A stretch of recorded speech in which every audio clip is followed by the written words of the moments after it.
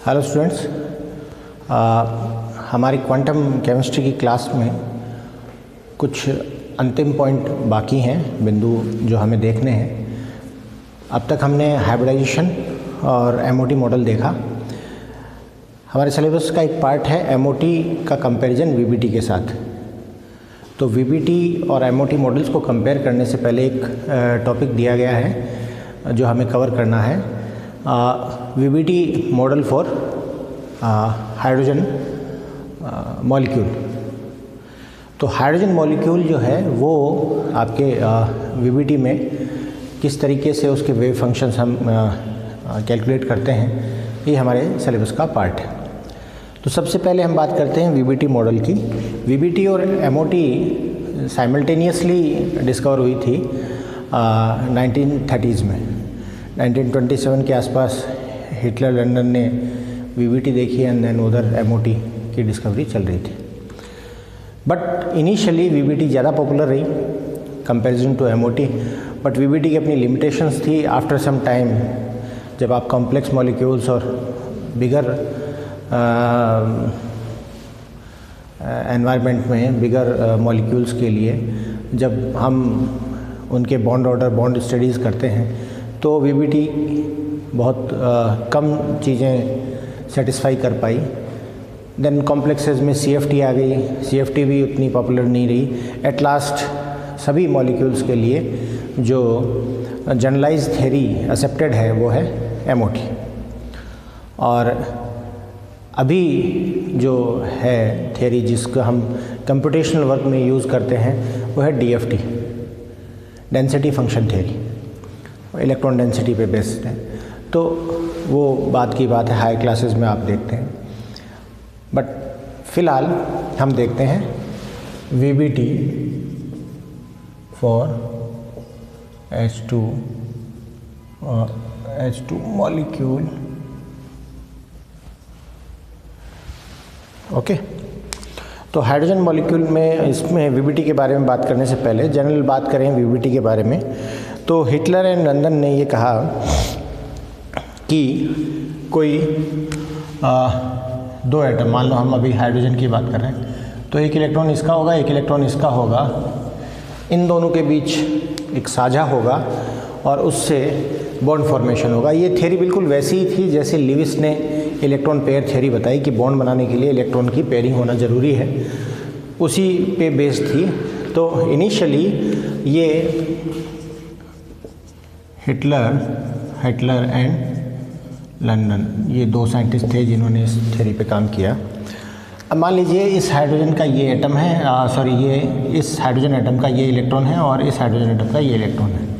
But जब ये bond बन जाता है तो आप ये नहीं बता सकते कि कौन सा इलेक्ट्रॉन किस हाइड्रोजन की ओर आकर्षित है। ये दोनों पेयर पे इन दोनों हाइड्रोजन का रोल है, और हो सकता है कि कुछ समय के लिए ये कम्प्लीटली इसकी रेंज में हो, कुछ समय के लिए ये इसकी रेंज में हो। तो रेजोनेंस जैसी स्थिति भी हो सकती है। तो इस थ्योरी में जो संकरण है, हाइब्रिडाइजेशन है, या जो रेजोनेंस है, रेजोनेंस की बात हम करते हैं, अनुनाद की बात हम करते हैं, और जो डायरेक्शनल फैक्टर है जो हाइब्रिडाइजेशन से आता है, हमने sp3 sp2 और sp ऑर्बिटल के जो वेव फंक्शंस कैलकुलेट किए तो हमने डेवलप भी किया, बॉन्ड एंगल भी निकाला, sp3 में जाके हमने बॉन्ड एंगल भी कैलकुलेट करने की कोशिश की। तो ये सब चीज़ें जो है ये इसमें ऐड की पॉलिंग और स्लेटर ने, पॉलिंग एंड स्लेटर ने। तो इस थ्योरी को जनरली इन चारों के नाम से जाना जाता है, Hitler London polling and Slater theory for valence bond. तो ये जो थ्योरी है ये प्रपोज हुई 1927 में। अब इस थ्योरी के अगर कोई इम्पोर्टेंट एस्पेक्ट देखें हम, तो सबसे जो इम्पोर्टेंट पार्ट है इसमें कहा गया कि जो दो एटम इसमें पार्टिसिपेट कर रहे हैं उनकी आइडेंटिटी इंटैक्ट रहेगी, उनकी आइडेंटिटी जैसी है वैसी रहेगी, मतलब वे अलग अलग अपनी पहचान रखेंगे। पहली बात ये की गई। दूसरी बात ये की गई कि जो बॉन्डिंग जब होगी इन दोनों के बीच में, जब बॉन्ड बनेगा, तो बॉन्ड क्यों बनेगा? क्योंकि जैसे ही बॉन्ड बनता है तो जो फ्री इलेक्ट्रॉन है, मान लो इसका फंक्शन साई ए है, इसका साई बी है, तो इसकी एनर्जी ई ए है, इसकी एनर्जी ई बी है। और ये अगर मान लो एक सिस्टम में है बट बॉन्डिंग इंटरेक्शन नहीं है तो टोटल एनर्जी ये होगी। लेकिन जब बॉन्ड बनता है तो एनर्जी इमिट होती है, जो तो टोटल एनर्जी होगी उसमें से कुछ लॉस हो जाएगा। दैट मीन्स पोटेंशियल एनर्जी है वो मिनिमाइज होती है। पोटेंशियल एनर्जी जैसे ही मिनिमाइज होगी सिस्टम क्या हो जाएगा, स्टेबलाइज हो जाएगा। तो ये बात इसमें कहेगी कि जब बॉन्ड फॉर्मेशन होता है, जब दो एटम एक दूसरे के पास आते हैं तो उनके मध्य अंतरक्रियाएँ होती हैं। इसका न्यूक्लियस इसके इलेक्ट्रॉन्स का, इसका न्यूक्लियस इसके इलेक्ट्रॉन्स को अट्रैक्ट करता है और due to that particular attraction उसमें एनर्जी लॉस होता है, तो उसकी पोटेंशियल एनर्जी मिनिमाइज होती है और सिस्टम स्टेबलाइज होता है। तो जो मॉलिक्यूल है वो अपने फ्री एटम्स के कंपैरिजन में क्या होगा, ज़्यादा स्टेबल होगा। ये बात इसमें कहेगी। दूसरा बिंदु। तीसरी बात ये है कि जो बॉन्ड फॉर्मेशन होगा उसमें केवल और केवल वैलेंस जो ऑर्बिटल है, वैलेंस सेल जो है एटम का, उसके इलेक्ट्रॉन पार्टिसिपेट करेंगे। जबकि एमओटी में ऐसा नहीं था। एमओटी में अगर आपने देखा होगा तो जितने एटॉमिक ऑर्बिटल होते हैं उतने ही क्या बनते हैं, मॉलिक्यूलर ऑर्बिटल बनते हैं। उसमें जो आपके जो न्यूक्लियस है या जो हम कहें एटम्स हैं उनकी आइडेंटिटी इंटैक्ट नहीं रहती, ये कहता है कि रहती है। तो यहाँ कॉन्ट्राडिक्शंस हैं। अब जो वैलेंस इलेक्ट्रॉन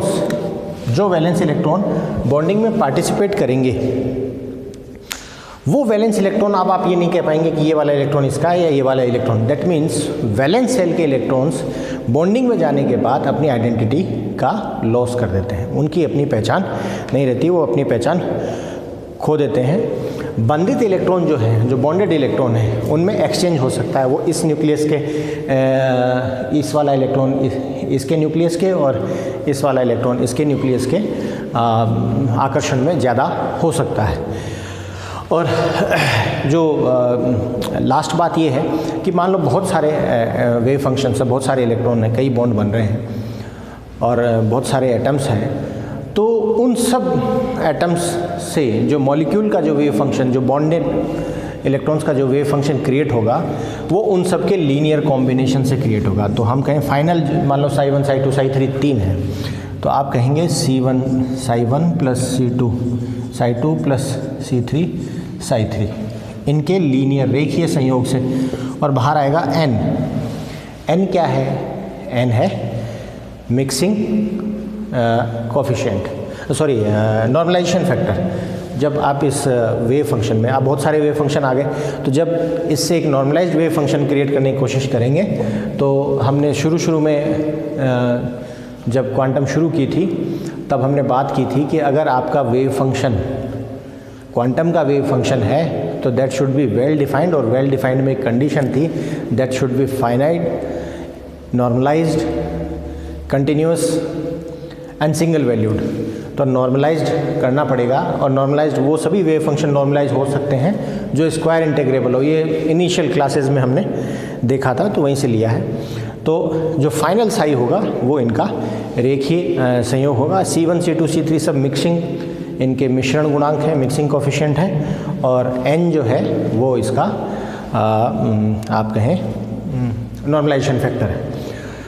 तो जनरल थ्योरी तो ये कहती है कि दो एटम हैं, उनके जो इलेक्ट्रॉन्स हैं वो वैलेंस सेल के इलेक्ट्रॉन हैं, वो पास आएंगे, आपस में अतिव्यापन करेंगे, ओवरलैपिंग करेंगे और बॉन्ड बनेगा। ओवरलैपिंग करेंगे तो इलेक्ट्रॉन अपनी आइडेंटिटी खो देंगे, लेकिन वो एटम्स जो इनसे इलेक्ट्रॉन जुड़े थे वो एटम्स अपनी आइडेंटिटी रखेंगे। केवल वैलेंस सेल के इलेक्ट्रॉन काम आएंगे, एनर्जी जो है वो मिनिमाइज होगी, पोटेंशियल एनर्जी कम होने की वजह से एनर्जी कम होगी तो सिस्टम ज़्यादा स्टेबल होगा। इसलिए मॉलिक्यूल जो है वो अपने एटम्स के कंपैरिजन में ज़्यादा स्टेबल होगा। और अगर दो से अधिक पार्टिसिपेट कर रहे हैं, दो भी पार्टिसिपेट कर रहे हैं, तो उनके जो बनने वाले जो बॉन्ड्स हैं उनका वेव फंक्शन है वो उन सब एसोसिएटेड वेव फंक्शंस का लीनियर कॉम्बिनेशन होगा, रेखीय संयोग से बनेगा। तो ये सारी जो पॉइंट्स हैं ये VBT में रखे गए। हमें जो सॉल्व करना है मॉडल, वो करना है हाइड्रोजन मॉडल या हाइड्रोजन मॉलिक्यूल। तो इन सब चीज़ों को ध्यान में रखते हुए अगर हम स्ट्रक्चर की बात करें कि किस तरह का होगा हमारा सिस्टम, तो हम ये माने कि न्यूक्लियस है, दो न्यूक्लियस है। इसका मान लीजिए ये इलेक्ट्रॉन यहाँ है, इसका एक इलेक्ट्रॉन यहाँ है, और ये इलेक्ट्रॉन आपस में ये स्पेस में आपस में पास आते हैं और इनके बीच में इंटरेक्शन होता है। तो इसको मैं HA बोल रहा हूँ, इसको HB बोल रहा हूँ। दो हाइड्रोजन है, दोनों ही हाइड्रोजन है। इसको इलेक्ट्रॉन को हम 1 मान लें, इसको इलेक्ट्रॉन को हम 2 मान लें। तो इन इलेक्ट्रॉन्स के बीच की जो दूरी है वो हो गई R12, और इन न्यूक्लियस के बीच की जो दूरी है वो हो गई RAB। ओके, अब जो A है, हमने अभी देखा कि बॉन्ड बनने के बाद आप ये नहीं कह सकते कि इसके संपर्क में ये इलेक्ट्रॉन है या ये इलेक्ट्रॉन है। दोनों इलेक्ट्रॉन इसके संपर्क में हो सकते हैं, तो वहाँ हम ये नहीं कह सकते। तो ये जो डिस्टेंस है ये हो गई RA और इलेक्ट्रॉन हो गया 2, RA2। और ये जो डिस्टेंस है ये हो गई RA1, फर्स्ट इलेक्ट्रॉन से इस नाभिक की दूरी। और यहाँ मैं देखूँ तो ये हो गई RB2, और ये जो डिस्टेंस है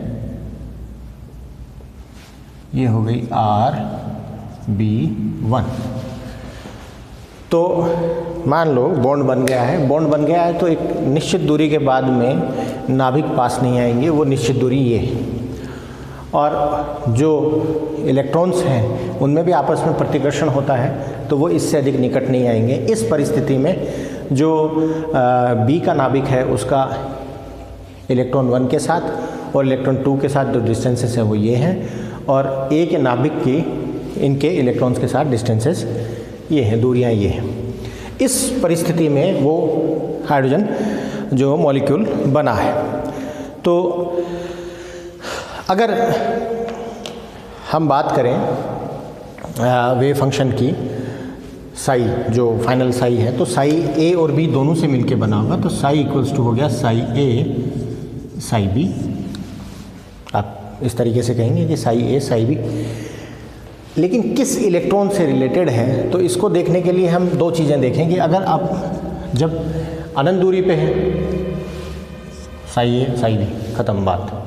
लेकिन जब वो पास आए हैं तो क्या स्थिति हो सकती है कि हाइड्रोजन जो एटम है, जो हाइड्रोजन एटम है और दोनों, तो एटम हो गया A और उसका इलेक्ट्रॉन हो गया 1, एटम हो गया B और इलेक्ट्रॉन हो गया 2। अगर ये इंटरेक्शन है, एक दूसरा इंटरेक्शन क्या हो सकता है कि A इंटरेक्टेड है 2 के साथ और B इंटरेक्टेड है 1 के साथ, दोनों संभावनाएं हैं। तो अगर इसकी बात करें तो हम लिखेंगे साई बराबर हो गया साई A1 साई B2, और इसकी बात करेंगे तो लिखेंगे साई